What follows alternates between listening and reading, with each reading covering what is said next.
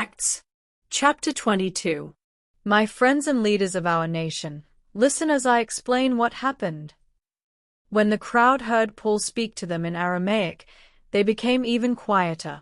Then Paul said, I am a Jew, born in the city of Tarsus in Cilicia. But I grew up here in Jerusalem, where I was a student of Gamaliel and was taught to follow every single law of our ancestors. In fact, I was just as eager to obey God as any of you are today. I made trouble for everyone who followed the Lord's way, and I even had some of them killed.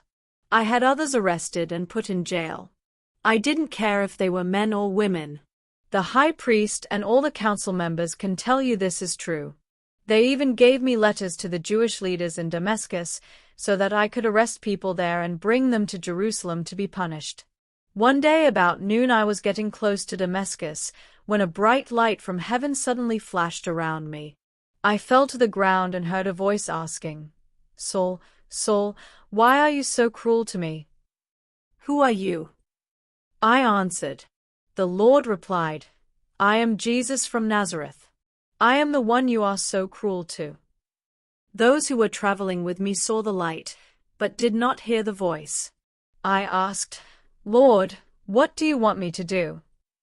Then he told me, Get up and go to Damascus. When you get there, you will be told what to do. The light had been so bright that I couldn't see, and the others had to lead me by the hand to Damascus. In that city there was a man named Ananias, who faithfully obeyed the law of Moses and was well liked by all the Jewish people living there. He came to me and said, Saul, my friend, you can now see again. At once I could see. Then Ananias told me, The God that our ancestors worshipped has chosen you to know what he wants done. He has chosen you to see the one who obeys God and to hear his voice. You must tell everyone what you have seen and heard. What are you waiting for? Get up, be baptized, and wash away your sins by praying to the Lord. After this I returned to Jerusalem and went to the temple to pray. There I had a vision of the Lord who said to me, Hurry and leave Jerusalem.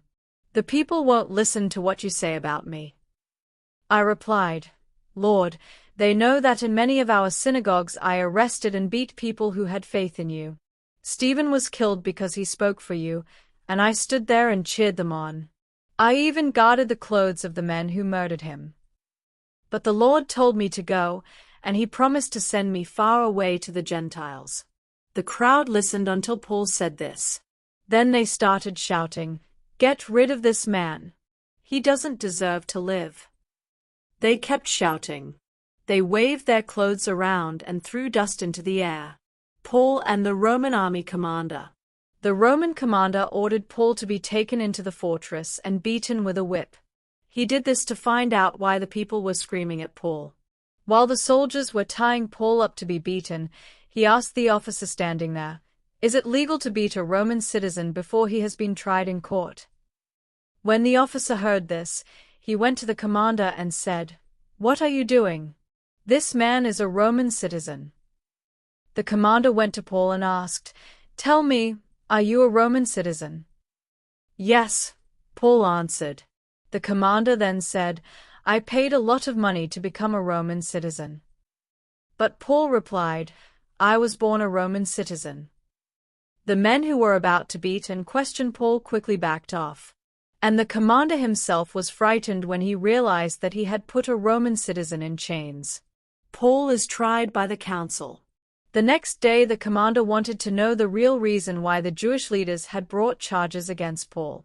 So he had Paul's chains removed, and he ordered the chief priests and the whole council to meet.